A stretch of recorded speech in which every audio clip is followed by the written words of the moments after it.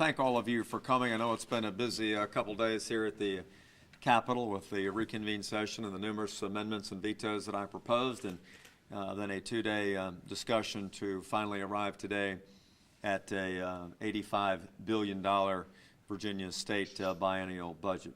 I want to say how much I appreciate the work over these last couple of days by leaders in the House and the Senate, Republicans and Democrats, who found a way working together to finally get this budget done.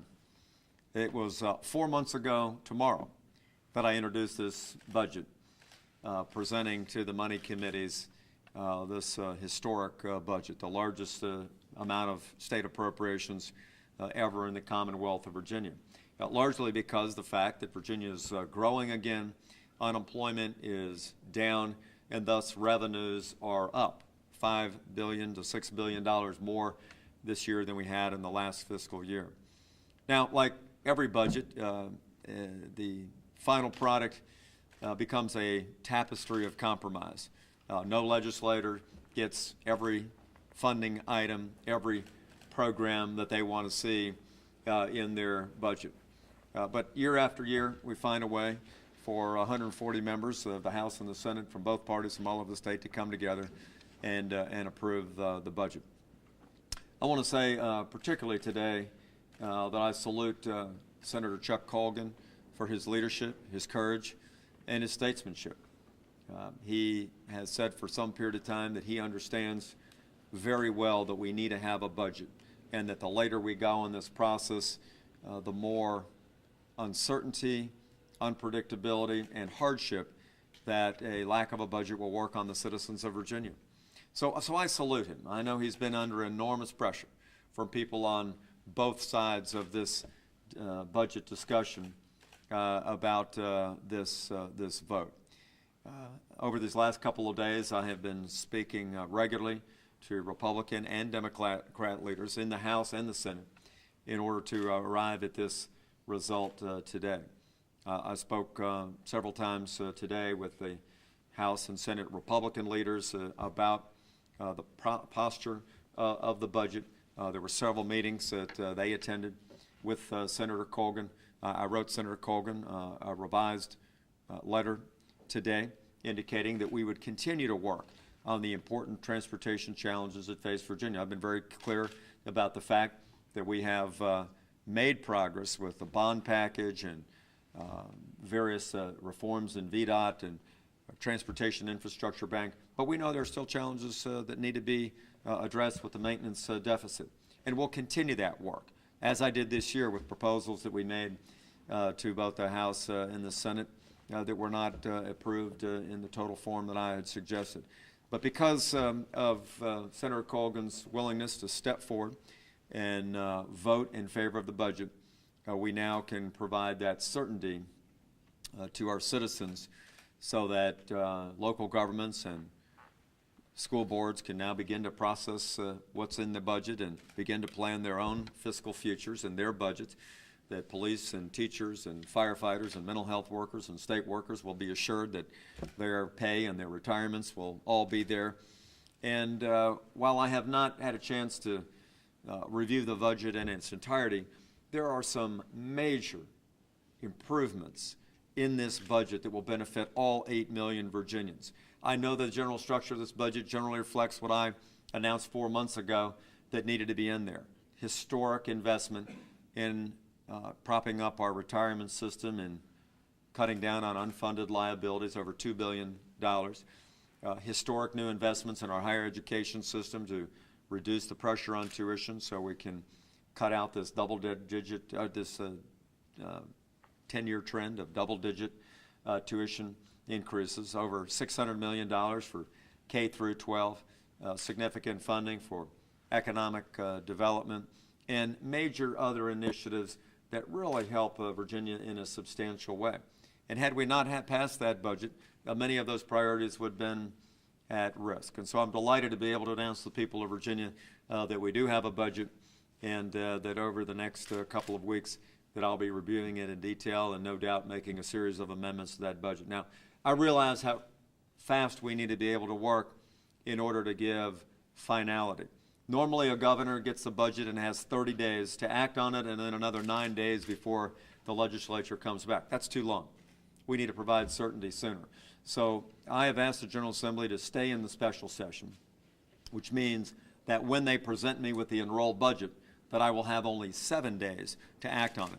Now, Rick Brown and the rest of our finance staff have begun working on it already so that we can dramatically cut down the time that I have to act on those amendments. So hopefully the enrolled bill will get to us in 10 days or 2 weeks, and then we will have that turned around in 7 days. And we need to do that so we can have final action on the budget, hopefully during that first or no later than the second week in May.